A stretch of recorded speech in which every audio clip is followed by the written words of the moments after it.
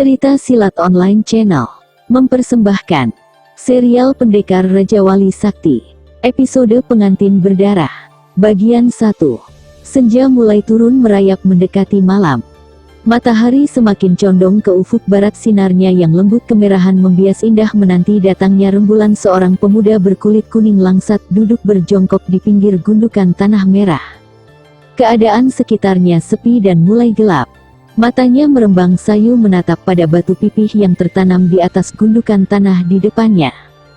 Entah sejak kapan pemuda itu duduk berjongkok di sana. Raut wajahnya terlihat sedih dan matanya sembab seperti bekas tangisan. "Aku yakin kau menderita di alam sana. Maafkan aku baru bisa mengunjungimu hari ini, mudah-mudahan kau senang dengan kedatanganku." Pelan dan lirih dia bergumam. Pemuda itu menarik napas panjang dan berat, lalu perlahan-lahan dia mengangkat kepalanya. Sejenak dia menatap sang surya yang hampir tenggelam di ufuk barat. Di sini, di tempat sepi ini segalanya pernah terjadi. Peristiwa yang tak akan pernah terlupakan sepanjang hidupnya. Peristiwa yang terjadi 15 tahun silam, di mana saat itu dia masih seorang bocah berumur 10 tahun. Ingatannya kembali pada peristiwa yang begitu membekas di hatinya dan menimbulkan api dendam yang selalu membara. Saat dimana dia dengan kakak perempuannya baru pulang mencari kayu bakar. Dan di jalan yang agak sepi dan tersembunyi, keduanya berhenti sejenak melepaskan lelah dan penat. "Kau masih punya makanan, Dimas? Kak Surti sudah lapar, ya?" Gadis yang berkulit kuning langsat itu tersenyum dan mengangguk. Dia menurunkan kayu bakar dan punggungnya kemudian duduk di bawah sebuah pohon yang rindang. Bocah kecil yang dipanggil Dimas itu mendekat dan menyerahkan bungkusan daun kepada Surti, kakaknya. "Hayo Dimas, kita makan sama-sama." Surti menawarkan bekal itu setelah membukanya. "Kakak sajalah, aku belum lapar," tolak Dimas seraya duduk menghadapi kakaknya. Ketika Dimas tengah memperhatikan kakaknya yang sedang makan, mendadak muncul 5 orang laki-laki bertubuh kekar dengan wajah seram dan segera mendekati mereka. Kelimanya menyandang senjata di pinggang masing-masing, senjata berbentuk golok besar dan bergagang hitam pekat. Seketika Surti langsung menghentikan makannya dan segera bangkit menarik tangan adiknya. 5 orang asing di hadapan mereka itu tertawa terkekeh-kekeh. Sinar matanya liar memandangi wajah dan tubuh Surti. Perlahan-lahan kelimanya melangkah semakin dekat. Tiba-tiba salah seorang meloncat dan mencekal tangan Surti. Gadis itu kontan menjerit dan meronta berusaha melepaskan diri. Dimas, bocah tanggung yang baru berusia 10 tahun itu, segera menyadari kalau mereka terancam bahaya. Kedua tangannya langsung mencengkeram dan menarik tangan kasar yang mencekal tangan kakaknya. "Setan!" geram laki-laki itu. Kaki kanannya menyepak lambung Dimas, sehingga tubuh bocah itu terlempar ke samping. "Ah, jangan!" jerit Surti begitu rubuhnya tertarik dan mukanya membentur dada orang yang mencekal tangannya. Orang itu seperti sengaja melepaskan cekalannya dan Surti langsung berlari mendekati adiknya. Namun sebentar kemudian pundaknya kembali dicekal keras sehingga tubuh Surti pun tersentak ke belakang dan sebelum tubuhnya jatuh terjengkang, sepasang tangan kekar telah memeluknya. Surti menjerit-jerit melepaskan diri, namun pelukan laki-laki itu terlalu kuat dia rasakan. "He, diamlah Ca Ayu," orang itu terkekeh. "Bret, au!" Surti memekik kaget, wajahnya jelas menampakkan kengerian. Orang itu membuka bajunya dengan kasar. Tubuh yang terbalut kain kuning halus itu pun terbuka lebar. 5 orang lelaki itu serempak tertawa penuh nafsu, melihat tubuh indah berlarian berusaha menyelamatkan diri. Langkah kaki Surti terhenti begitu salah seorang dari mereka melompat menghadangnya. "He, jangan. Aku mohon, jangan." Rintih Surti memelas. "Kemarilah anak manis. He, kau cantik dan menggairahkan." Tidak. Nasib Surti benar-benar seperti mainan, dirinya didorong dan dioperkan ke sana kemari bagai bola. Pakaiannya sudah tak karuan lagi robek di sana sini. Beberapa bagian tubuhnya tersembul keluar, membuat mata jalang 5 laki-laki itu semakin liar dan buas. Surti menjerit-jerit, meronta berusaha melepaskan diri dari cengkeraman salah seorang yang memeluknya dan belakang. Belum lagi gadis itu melepaskan diri, salah seorang lainnya sudah menarik tangannya. Tubuh Surti sempoyongan, dan jatuh terguling ke tanah. Gadis itu memekik keras begitu salah seorang lagi menindih tubuhnya. Lepaskan. Jangan, teriak Surti merintih. Tenaga Surti tak bisa menandingi laki-laki kekar dan kasar itu. Surti sudah tidak berdaya lagi. Laki-laki itu semakin liar, sia-sia saja dia meronta dan mencakar. Laki-laki itu menarik kasar sisa kain yang dipakainya. Surti memekik kaget. He. 5 orang laki-laki berandal itu tertawa liar. Mereka segera mendekati Surti yang terus meronta-ronta di bawah himpitan salah seorang dari mereka. Surti sudah tak punya kekuatan lagi. Kedua tangannya dipegangi.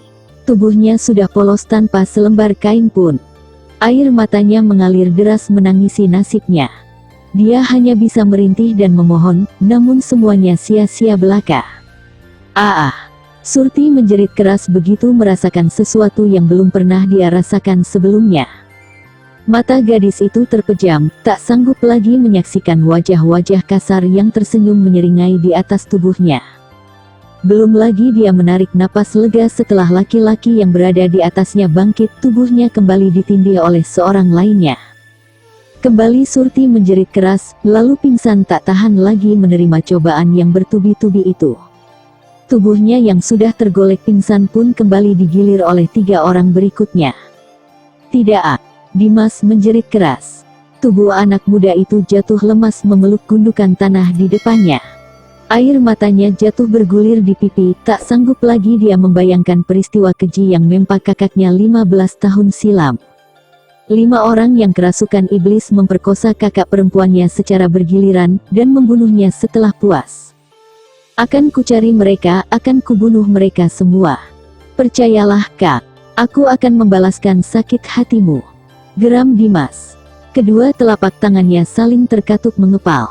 Perlahan-lahan Dimas bangkit dan menyeka air matanya. Lalu kembali dia menatap pusara Surti, dan menarik napas panjang dan berat. Mereka harus mati. Mati. Teriak Dimas keras penuh dendam. Suara teriakan yang keras itu menggema terpantul oleh pepohonan dan bukit-bukit batu. Teriakannya yang disertai tenaga dalam itu membuat alam sekitarnya seolah bergetar ikut merasakan getaran hatinya yang penuh bara dendam. Aku bersumpah, mereka harus mati di tanganku. Sementara itu di sebuah perkampungan kecil di antara perbukitan, seorang gadis bertubuh sintal dan berkulit hitam tengah duduk merenung di atas dipan kayu di teras rumahnya. Wajahnya murung dan pandangan matanya tampak kosong. Bibirnya yang mungil dan tipis kemerahan, terkatup rapat. Wulan. Terdengar suara lembut memanggil. Gadis itu menoleh, pandangannya langsung tertuju pada perempuan tua yang berdiri di ambang pintu. Tapi bibir mungil indah itu tak menjawab sedikit pun, dia kembali menatap kosong ke depan. Perempuan tua yang tak lain ibu si gadis itu melangkah mendekati, dan duduk di samping anaknya. Jari-jari tangan tuanya yang kurus dan berkemput membelai-belai rambut Wulan. Kenapa ayah menerima pinangan tua bangka itu, Bu? Pelan dan lirih suara Wulan bertanya. Ayahmu tidak bisa berbuat apa-apa anakku. Orang itu sudah punya banyak istri, Bu. Lagi pula aku tidak pantas jadi istrinya. Dia terlalu tua, lebih tua dari ayah. Kau harus mengerti, Wulan. Tidak seorang pun yang bisa menolak keinginan Gusti Wiraprakin. Apa kau rela melihat ayahmu mati di tiang gantungan? Sementara kau sendiri. Perempuan tua itu tak bisa lagi membayangkan dan meneruskan kata-katanya. Wulan terdiam mematung. Dia hanya menoleh pada ibunya sesaat, lalu menatap kembali jauh ke depan. Sementara itu langit mendung, awan tebal menghitam seolah turut merasakan hati gadis yang tengah diliputi kegalauan itu. Nyi Sukirah menepuk lembut bahu anaknya, dan mengajaknya masuk ke dalam begitu dia menyadari akan turun hujan. Keduanya duduk berdampingan di balai-balai bambu di dalam ruangan depan rumahnya. Di sudut balai-balai bambu itu tergeletak sekotak kayu berukir indah. Wulan memandangi benda itu dengan perasaan yang dipahami benar oleh ibunya. Sekotak kayu yang berisi perhiasan emas. Tanda ikatan pinangan yang jumlahnya baru sekali ini dia lihat selama hidupnya. Wulan tak sanggup membayangkan bagaimana perasaan kekasihnya bila mengetahui dirinya telah dipinang lelaki tua bangka, yang lebih pantas menjadi ayahnya daripada menjadi suaminya. Laki-laki yang berkuasa dan amat ditakuti oleh seluruh penduduk desa ini.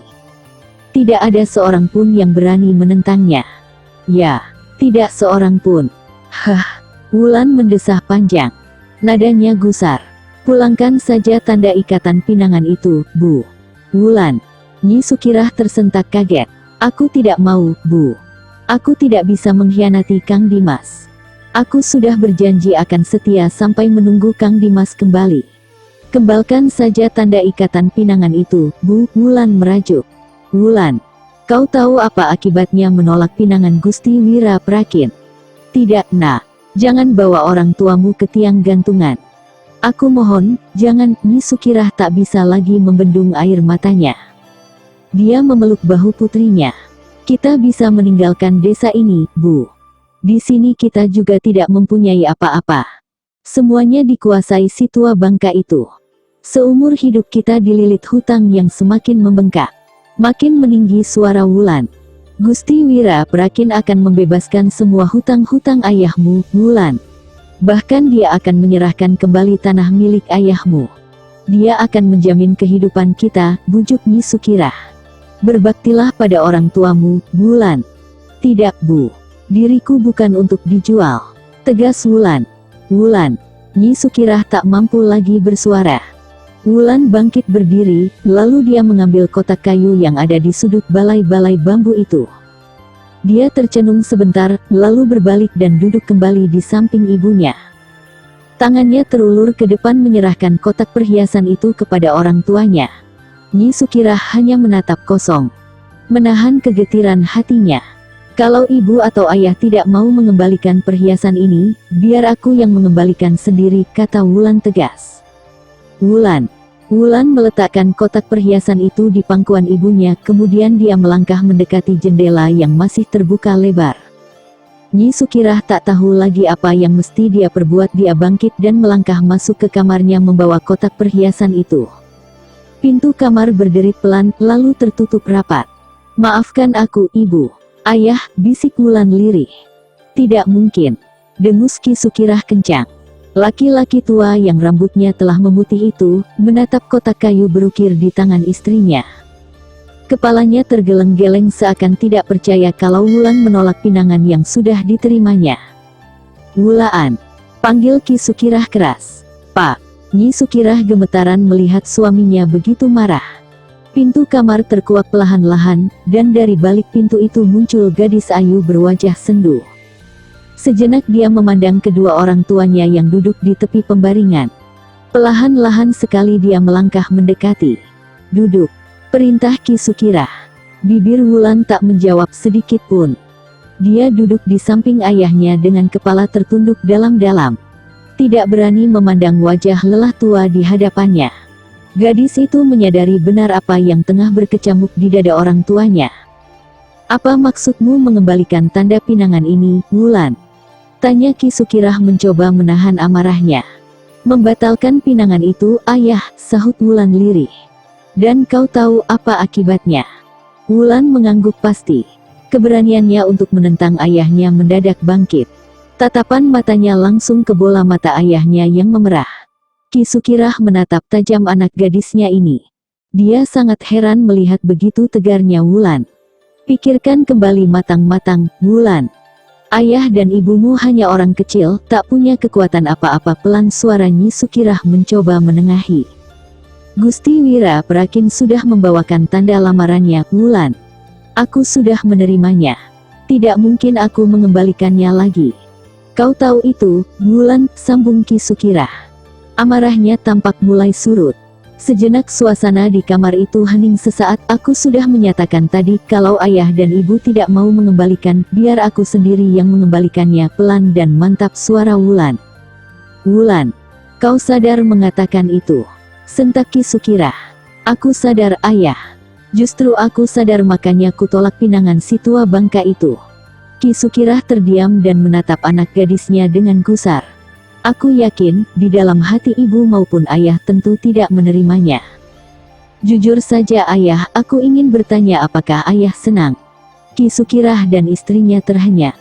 Kata-kata anak gadisnya menghunjam tepat dalam hati dan perasaan mereka yang paling dalam. Mereka mengakui kebenaran ucapan anaknya, dan tak mungkin lagi mereka bersitegang mempertahankan pendiriannya, yang hanya didasari rasa ketakutan mereka pada kekejaman Wira Prakin dan orang-orangnya. Suasana di dalam kamar itu tercekam kebisuan sepeninggal Wulan yang telah melangkahkan kakinya keluar. Bersambung ke Pengantin Berdarah bagian 2. Masih bersama cerita silat online channel. Jangan lupa like and subscribe, terima kasih.